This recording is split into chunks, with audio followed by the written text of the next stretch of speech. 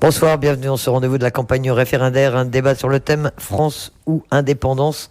Le 4 octobre, tous les Calédoniens inscrits sur la liste spéciale pour la consultation devront répondre oui ou non à la question. Souhaitez-vous que la Nouvelle-Calédonie accède à la pleine souveraineté et devienne indépendante?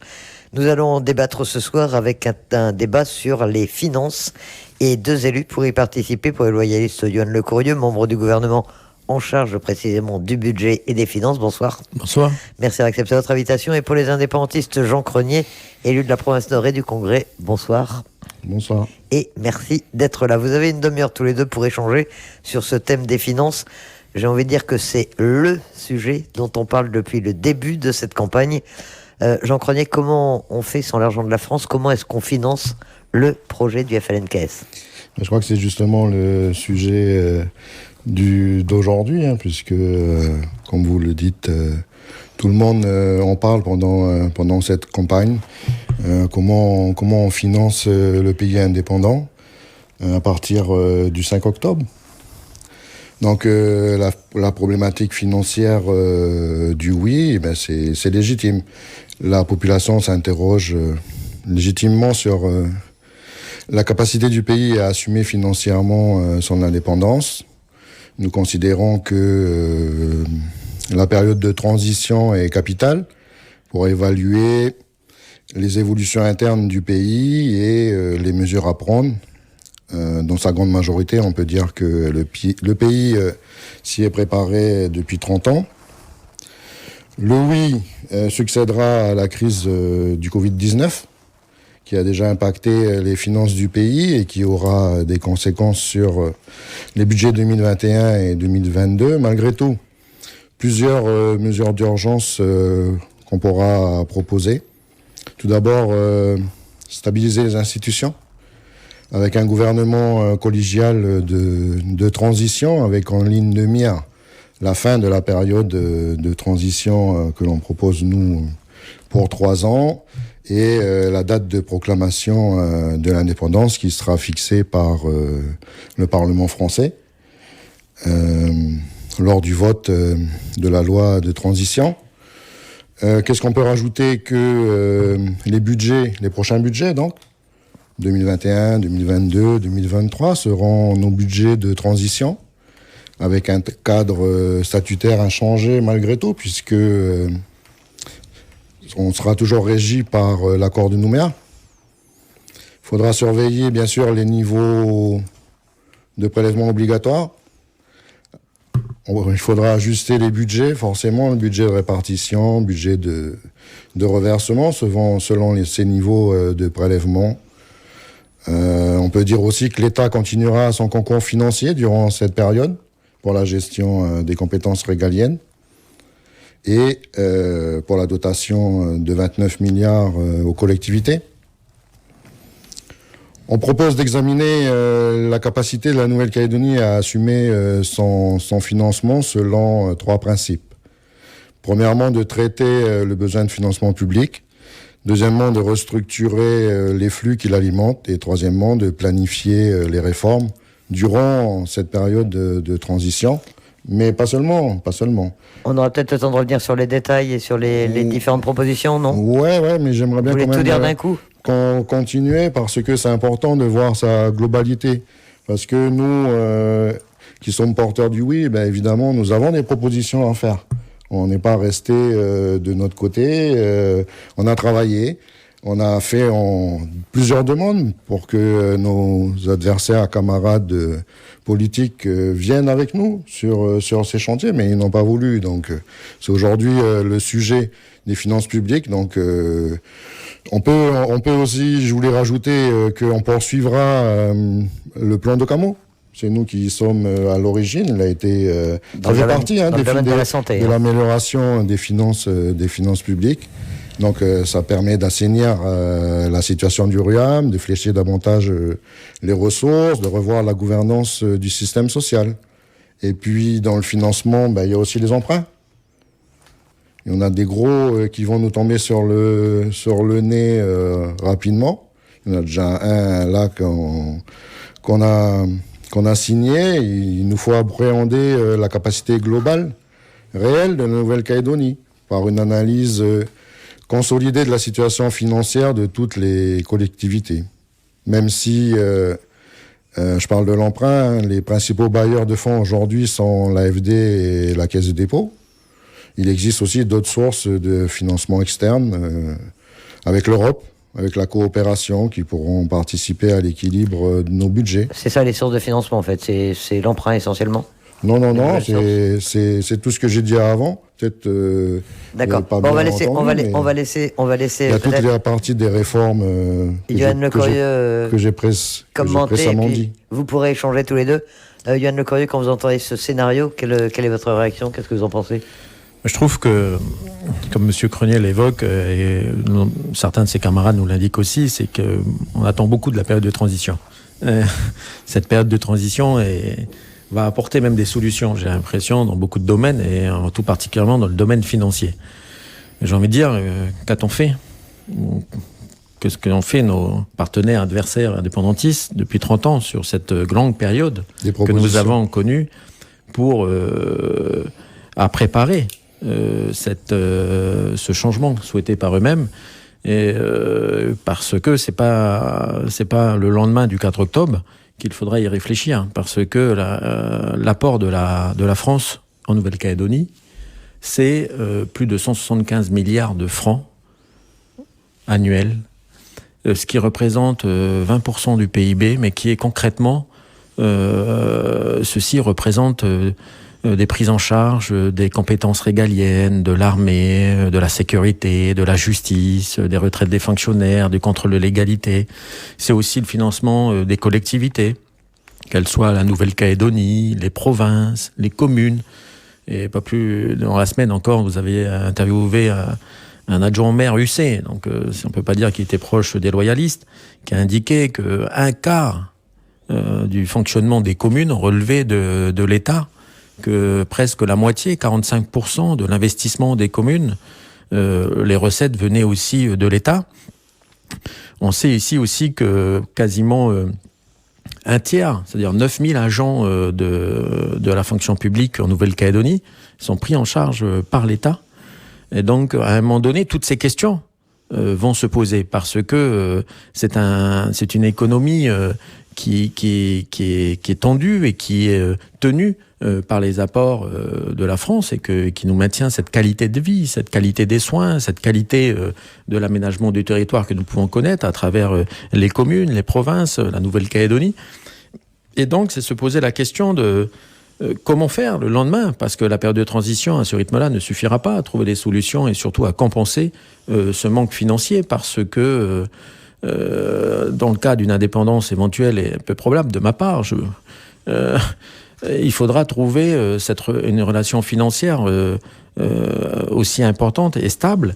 Et par conséquent, on sait très bien que la métropole, avec la France, avec les pays de coopération, eh bien, en gros, ça représente 10% dans chaque pays où elle a une coopération assez forte en plus et active. Cela représente 10% des montants que j'ai évoqués. Donc avec 10%, comment on peut maintenir la qualité des soins, la qualité de l'aménagement, la qualité des services rendus de proximité par les communes, les provinces, par la Nouvelle-Calédonie. C'est vraiment ces réflexions-là qu'il faut avoir, et qu'il faut que les Calédoniens se posent dans le choix du vote lors du dimanche 4 octobre. Alors Jean Grenier, certains parlent de choc de pauvreté, d'autres disent que le niveau de vie va forcément baisser. C'est ce que dit Yoann Le Corieux, que le niveau de vie des Calédoniens ne pourrait pas être maintenu en cas d'indépendance. Vous pensez qu'il y a moyen de compenser les 175 milliards annuels de la France? Oui, bien sûr. Déjà, on a fait des propositions, nous. Monsieur Le Corieux dit qu'est-ce que nos adversaires ont fait. Je vous rappelle que la majorité qui dirige le pays depuis ces 40 dernières années, c'est quand même vous. Donc nous, on a fait des propositions. Depuis, on a toujours fait des propositions qui ont concerné les différentes réformes fiscales pour aller chercher dans les niches fiscales. Il y a près de 50 milliards déjà. Donc il y avait ce côté, ça fait partie des propositions qu'on a fait. C'est sûr que on n'a pas été écouté. Pourquoi? Mais parce que il y avait des sous. Il y avait beaucoup d'argent il y a quelques années. Il y en a beaucoup moins maintenant. Donc, ceux qui voulaient pas faire les réformes, ils y viennent de plus en plus parce qu'ils y sont contraints. Mais il faut pas dire que on n'a pas fait nos propositions. Elles sont reprises aujourd'hui par le gouvernement en place par rapport aux réformes qui vont être mises en place, on l'espère. En tout cas, nous, on le fera dans la période de transition. Ça consiste à lever certains taux, certains plafonds qui aujourd'hui pourraient rapporter beaucoup de recettes fiscales au pays. Mais j'ai envie de dire aussi que dans les années antérieures, on a beaucoup gaspillé aussi avec certaines autorisations de défiscalisation. Rien qu'un exemple qu'on peut donner et qui est d'actualité, c'est celui de Vallée, où on a exonéré Vallée pour 50 milliards de 2010 à 2015. Et Vallée est en train de partir. Donc ça manque aujourd'hui cruellement dans les caisses, mais rien n'a été pensé à l'époque pour obliger... Donc vous supprimeriez la défiscalisation. Rien n'a été pensé à l'époque pour obliger Vallée à reverser, par exemple, ces fonds-là au cas où il n'allait pas jusqu'au bout, qu'il tenait pas, je n'ai pas fini. On entend aussi beaucoup parler de la qualité des soins, comme si c'était la France qui payait la santé et les retraites, mais il faut arrêter. Il faut arrêter de dire ça alors que les Calédoniens voient bien tous les mois sur leur fiche de paye que c'est eux, que c'est leur cotisation sociale plus celle des patrons qui font une grosse partie de la rémunération, plus la fiscalité. Alors, je vais répondre sur le point de la santé très clairement. Ce n'est pas que les cotisations malheureuses de la Nouvelle-Calédonie, et heureusement. Les cotisations CAFAT de tout le monde à l'heure actuelle, le budget de la CAFAT, c'est 150 milliards plutôt. Les budgets des collectivités, c'est 400 milliards sur l'ensemble des collectivités de la Nouvelle-Calédonie. Et les total des impôts directs et indirects, compris les cotisations CAFAT, les CRL, les mutuelles, les caisses de retraite, c'est 350 milliards. Il y a un delta d'environ 200 milliards. Comment veut-on que les Calédoniens puissent assumer ce delta tout seul, sans l'aide de la France à l'heure actuelle? Si on devait comparer ce que nous donne la métropole et la France, c'est plus de 175 milliards. Comme je l'ai indiqué, les recettes fiscales à l'heure actuelle, c'est 180 milliards environ. C'est-à-dire que si la France part à l'heure actuelle avec ses dotations, on devrait doubler le prélèvement sur les Calédoniens. Donc si c'est ça le projet des indépendantistes après le 5 octobre, pour pouvoir maintenir la santé, maintenir l'aménagement du territoire, maintenir les équipements qui est prévu, je pense que c'est pas un projet qui va être très intéressant de doubler la fiscalité des Calédoniens pour maintenir et pour compenser cette perte des 175 milliards. Et pour être précis aussi, juste quelques points, c'est que la rénovation des centres médico-sociaux de Kwawa, de Kanala, de Tchepene, à Lifou, ont été faits dans le cadre des contrats de développement. Ça veut dire avec l'aide de l'État. Donc c'est bien des aides à la qualité des soins. Et je passe, parce que là on parle des soins, mais c'est la même chose sur le plan culturel, c'est la même chose sur le plan de la scolarité, c'est la même chose sur le plan du logement social, qu'il soit dans le nord ou le sud. Logement social, ça a été évoqué ici lors de nombreux débats ici également. Vous avez une compétence transférée depuis plus de 30 ans, la Nouvelle-Calédonie, et qui est financée en très très très grande partie par qui ? Par l'État encore. Donc il ne faut pas confondre souvent, parce qu'on a ce débat ici, compétences et le financement. Parce que souvent on a des compétences de la Nouvelle-Calédonie, mais qui continuent à être financées par un apport de la métropole. Donc c'est vraiment deux choses différentes. Oui, et souvent, pour ne pas dire la quasi-totalité des sommes que vous venez d'annoncer, ça concerne les investissements et non pas le fonctionnement. On parle bien du coût de la santé par rapport à combien ça coûte les médecins, combien ça coûte le personnel hospitalier. On a entendu dans vos messages, comme pour la campagne audiovisuelle, des mensonges. de ce côté-là. Ne le niez pas, hein, Monsieur Le Courrieux. Quand dans vos messages, vous dites que c'est la France qui paye les médecins, la mise à disposition des médecins et du personnel hospitalier, ce n'est pas vrai. Donc voilà, on parle du fonctionnement. Vous avez raison. Si on peut le faire, sur la partie des investissements. Si on peut payer le financement, le fonctionnement de l'aide. Non, c'est interdit. Si on peut payer le fonctionnement, c'est-à-dire la Nouvelle-Calédonie. C'est interdit pour les collectivités. Si on peut. Ça a été une dérogation. Ça veut dire qu'à un moment donné, c'est vraiment qu'on est aidé par ailleurs pour pouvoir assumer. La Calédonie ne pourra pas assumer tout. Comment vous voulez qu'elle assume déjà un système de santé qui est totalement déficitaire à l'heure actuelle, qu'il est nécessaire de réformer. Plafonnant certains plafonds qui n'ont pas lieu d'être, qui font que c'est toujours la couche sociale la moins favorisée qui paye la plus grosse partie. Donc c'est ça, améliorer les recettes fiscales. Et on peut parler de l'emprunt. Je crois qu'il ne nous reste que 10 minutes. On peut parler de l'emprunt parce qu'aujourd'hui, l'emprunt du pays, c'est 156 milliards ? Non. Non. Mais en tout cas, c'est sur la base des collectivités. Vous parlez des emprunts cumulés de toutes les collectivités ? Oui.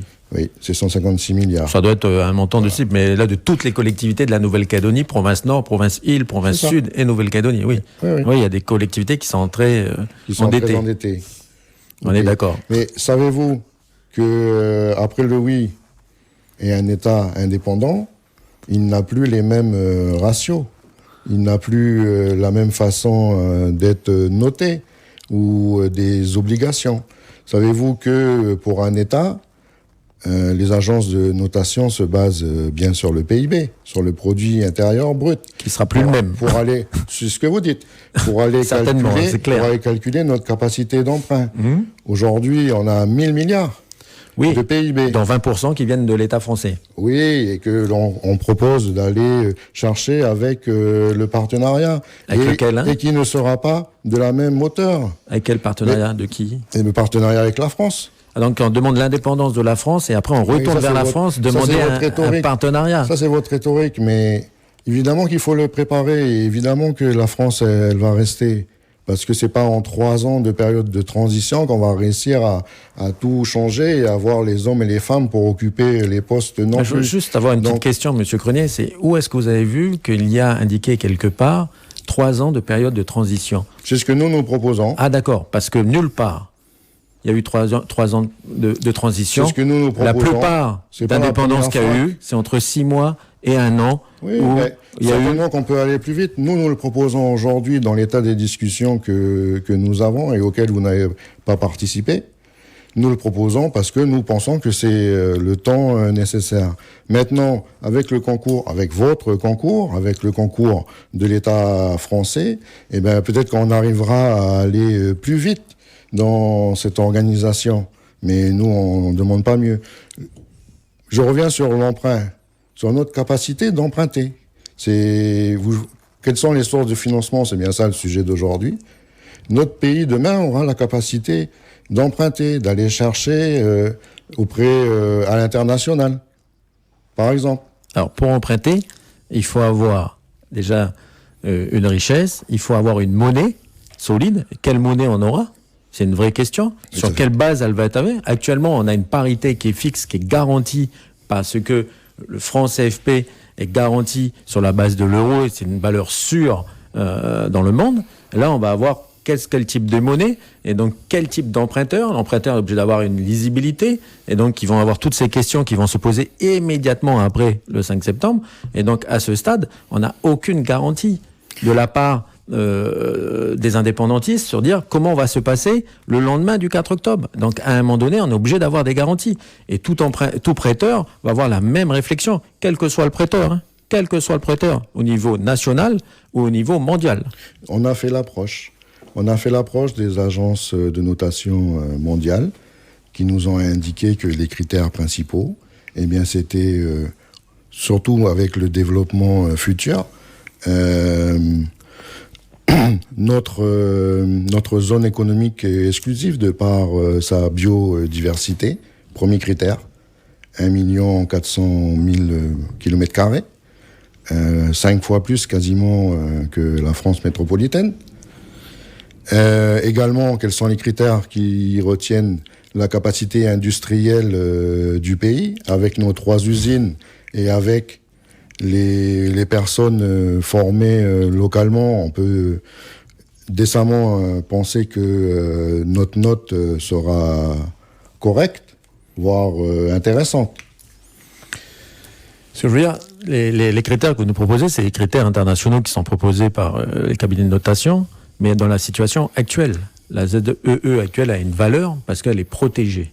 Le jour où elle ne sera plus protégée par une défense armée et autres, dont on n'aura pas du tout la capacité, et donc ça sera une zone qui n'aura plus de valeur parce qu'elle sera visitée. On voit encore dans ces jours-ci l'île Pâques qui est pillée par les navires de pêche chinois. La même chose avec les capacités industrielles. Les capacités industrielles actuelles de la Nouvelle-Calédonie sont plutôt d'excellentes ressources, mais que va-t-il arriver le lendemain lorsque nous aurons une partie des industriels, et on voit déjà que c'est compliqué pour les 3 usines, qu'il y a une vraie difficulté, qu'elles sont largement endettées ou qu'on a en difficulté financière les 3, et donc il est nécessaire de les accompagner. Et jusqu'à présent, qui les accompagnait les 3 de manière différente? C'est la France. Et donc, à un moment donné, on ne pourra pas faire sans. Et donc, tous les organes de notation, ils regardent ça et ils sont très attentifs à cette évolution qui a toutes les chances d'être négative en cas d'indépendance. Et donc, il ne faut pas, à un moment donné, imaginez qu'on fait une indépendance du jour au lendemain tout seul, mais c'est pas ça qu'on propose. Le pays se propose depuis 30 ans, se prépare depuis 30 ans. Ben c'est ça que je n'entends pas, moi. Ça fait depuis 30 ans qu'on organise notre indépendance. Et je pensais que vous avez des solutions financières. Les compétences que l'on a transférées, ben, on va continuer. On va continuer. C'est pour ça que l'on propose le partenariat. Je vous ai dit tout à l'heure qu'on va former au fur et à mesure. Mais l'important, c'est quoi? L'important, c'est qu'il faut aller voter oui le 4 octobre parce que on est contraint là. Il faut percer cette chape de plomb parce qu'on n'arrive pas à avancer. Parce que vous, de votre côté, vous allez continuer à tirer comme vous le faites là, à traîner les pieds pour que ça n'avance pas, comme vous faites depuis 20 ans. Parce qu'on est bien, comme on aime bien notre Calédonie actuelle. On adore notre Calédonie actuelle. C'est pas ce que vous avez signé. Vous avez signé en 98 un accord de Nouméa où c'est écrit noir sur blanc pour 20 ans que l'on va dans un processus vers l'émancipation du pays. Vous n'avez même pas voulu aller expliquer avec nous sur le terrain ce qu'était l'accord de Nouméa. Pourquoi? Parce que c'était noir sur blanc écrit, des choses que vous rejetez aujourd'hui, le corps électoral gelé, par exemple. Je vais vous dire un truc, peut-être que je vais vous apprendre quelque chose. J'étais un jeune militant. Et j'ai milité. Votre parti. Moi, j'ai milité pour l'accord de Nouméa lorsqu'il fallait l'adopter. Et il a été adopté de manière massive en Calédonie. Ah oui, et j'ai milité, mais j'étais un jeune militant. Oui. Ce que je veux vous dire juste, c'est qu'à un moment donné, il est nécessaire... dans cette émancipation, vous imaginez, la Nouvelle-Calédonie a le pouvoir de prendre les décisions qu'elle veut, de prendre les lois de pays qu'elle veut, d'être totalement autonome avec tous les transferts de compétences que nous avons, les transferts de compétences qui sont encore financés par l'État. Et en plus, l'État nous donne plus de 75 milliards. Et elle nous dit, vous décidez. Vous décidez de votre destin. Quelle plus grande autonomie pour les Calédoniens du nord au sud et de l'est en ouest. C'est la plus grande autonomie, c'est-à-dire on vous donne les moyens de décider vous-même. C'est une autonomie dans la liberté française, dans le droit français. Nous, ce qu'on veut, c'est aller au-delà. Le droit français, il est fait pour 60 millions d'habitants. Ici, on est 300 000. On est contraint par des normes et par un cadre qui n'est pas fait pour un pays du Pacifique, qui est fait pour un pays d'Europe avec des normes européennes. Donc, c'est tout ça qu'il faut... Quand on dit qu'on veut être libre, ça veut dire quoi? Ben, ça veut dire être libre d'avoir notre corpus judiciaire. Être libre d'avoir nos normes et nos droits. On les a, ça, déjà. Hein, les normes, on les a, mais elles sont calqués sur le droit français, mais bien sûr, ne se pas la tête. Ils sont calqués sur le droit français, sur les normes européennes. Nous, on veut les adapter, on veut que ça soit que ça colle à ce qu'on fait ici au pays et dans le Pacifique. Et vous pensez bien que la France va vouloir rester et puis nous accompagner, principalement parce que c'est de sa responsabilité, parce que au niveau du géopolitique, c'est évident, bientôt, et que si elle s'en va, vous pensez qu'on va rester tout seul comme ça? Alors qu'on a à côté des grands frères comme l'Australie et la Nouvelle-Zélande. Ou la Chine, qui est beaucoup plus puissante que les deux autres. Mais aujourd'hui, qui c'est qui contribue dans le Pacifique? C'est pas la Chine, à la coopération internationale, c'est l'Australie. La plus grande la plus grande contribution, c'est l'Australie. Et jamais le pays ne pourra rester comme ça tout seul. Regardez même encore une petite phrase, la Deuxième Guerre mondiale. C'est pas la France qui est venue nous aider, c'est bien les États-Unis et puis l'Australie, parce que c'est stratégique la Nouvelle-Calédonie. Il y a un siècle, c'est stratégique. Oui, c'est stratégique, mais c'est ça aussi la géopolitique et il faut le prendre en ligne de compte. C'est votre mot de conclusion? Non, moi je dirais qu'il faut aller voter oui le 4 octobre. Vous ne l'aviez pas encore dit. Yoann Le Cordier, il faudra mettre un terme très à ce rapidement, débat très rapidement. Très rapidement, j'invite les Calédoniens à voter bien sûr non le 4 octobre. Parce qu'en tant que Calédonien, j'ai envie de conserver ma dignité de gagner ma vie, la dignité d'avoir un toit, la dignité de vivre, d'enseigner gratuitement, d'avoir une qualité de soins, et surtout aussi la liberté d'expression, la liberté de vivre, la liberté de circuler, et d'avoir une justice, j'ai envie de dire, justice neutre. Donc c'est très important pour conserver cette dignité, cette liberté, de voter non le 4 octobre. Merci à vous. Voilà, chacun a pu exposer ses positions. Merci pour ce débat de très bonne tenue et très intéressant sur les finances de la Nouvelle-Calédonie.